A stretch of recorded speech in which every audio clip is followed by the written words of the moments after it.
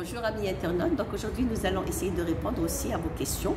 Alors la première est quel est donc le facteur de risque du diabète gestationnel?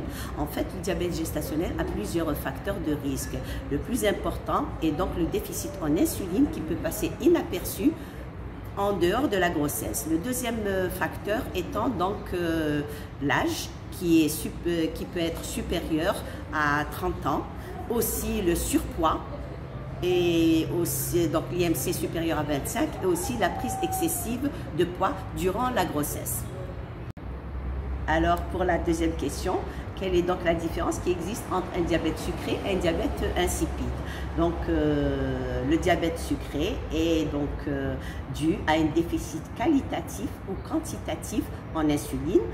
Par contre, le diabète insipide est un déficit en ADH qui est donc la vasopressine, qui est donc une hormone antidiurétique qui engendre donc un déficit en réabsorption de l'eau par l'organisme. Ce qui s'explique par une soif impérieuse et aussi une perte d'urine abondante, ce qui pousse le malade souvent à donc se lever en pleine nuit pour boire des litres et des litres d'eau. Par contre, les signes cliniques sont identiques aux deux, c'est-à-dire qu'on retrouve aussi bien dans le diabète insipide que dans le diabète sucré un syndrome polydipsique, une soif intense et une polyurie abondante. Alors, concernant la troisième question, pourquoi les enfants sont moins touchés par le coronavirus que les adultes?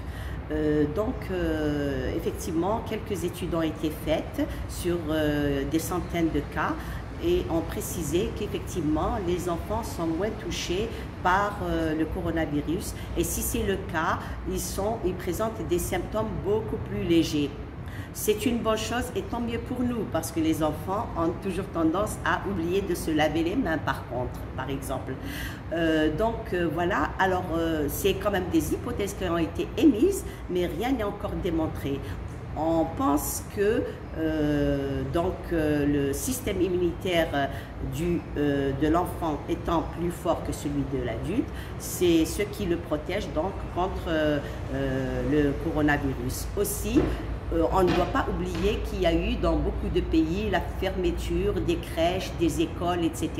pour prévenir donc la contagion contre le coronavirus. Et c'est peut-être cela aussi qui expliquerait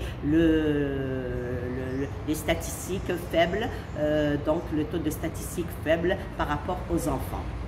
Alors, concernant la quatrième et dernière question, donc, est-ce qu'un nouveau-né donc peut contracter le coronavirus? Effectivement, nous avons noté un cas d'un nouveau-né infecté par le coronavirus 30 heures après sa naissance. Ce qui veut dire qu'il faut quand même prendre ses précautions, avoir des gestes de prévention, tels que par exemple se laver les mains régulièrement pendant 3 minutes avant de prendre son bébé. Aussi, éviter l'usage des solutions hydroalcooliques qui peuvent être agressives pour la peau du nouveau-né.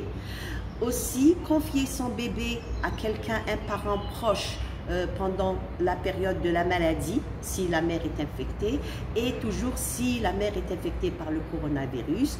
Donc un geste très très important, c'est de tirer son lait au biberon, au tire-lait et le donner au biberon pour éviter la contagion directe.